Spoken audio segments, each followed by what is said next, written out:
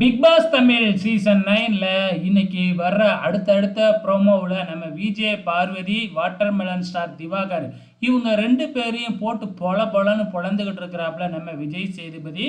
இப்போ வெளியான 3வது ப்ரோமோவில் என்ன நடந்திருக்கு அப்படின்னு பார்த்தீங்கன்னா, கோட்டை கட்டுற டாஸ்க், அதாவது டாஸ்கில் 3வது நாள் கோட்டை கட்டுற டாஸ்கில் அரோரா வந்து பார்த்தீங்கன்னா அந்த அட்டையை வச்சு இப்படி கோட்டை கட்டு அப்படின்னு சொல்லி இருந்தார் இல்லையா.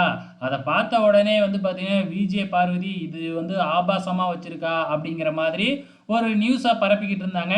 நமக்கும் வந்து அதை கிளியராக காமிக்கவே இல்லை.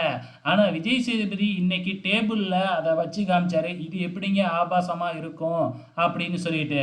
அதாவது 2 இதை படுக்க வச்சு நடுப்புற ஒரு அட்டையை வச்சு நிற்க வச்சுட்டாங்க.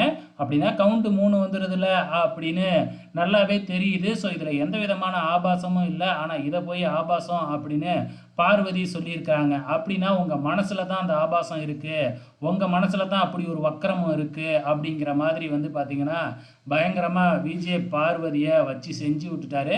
ஏன்னா பார்வதி விக்ரமை பார்த்து வக்கரம் வக்கரம் அப்படின்னு சொல்லிக்கிட்டு இருந்தாங்க இல்லையா. நீ உங்கள் மனசில் தான் வக்கரம் இருக்குது அப்படின்னு போட்டு சாத்துன்னு சாத்தியிருக்கிறாரு.